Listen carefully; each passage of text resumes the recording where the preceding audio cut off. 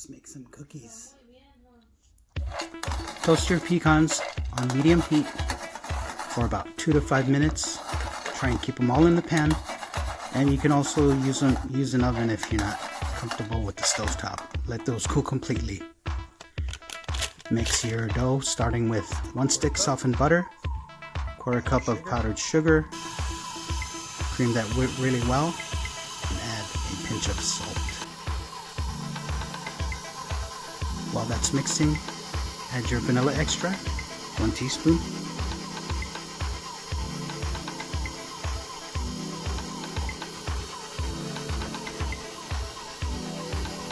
Add that back to medium speed. Scrape down your bowl after each addition. Once your pecans have cooled, chop them pretty small. And you want to add your 5 ounces of flour and your chopped pecans to the bowl. You want to mix this on low until just combined. It's really important not to overmix. Wrap and chill your dough and refrigerate it for at least 30 minutes to an hour.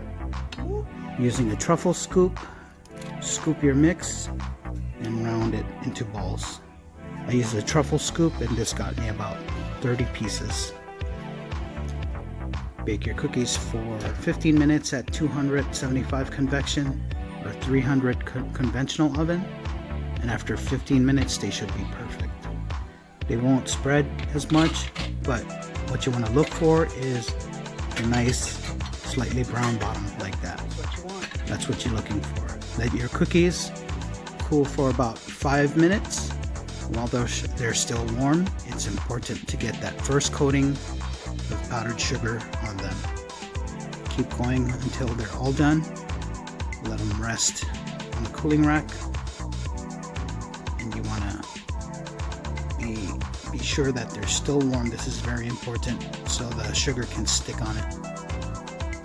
So when they're done with the first coat, you let them completely cool.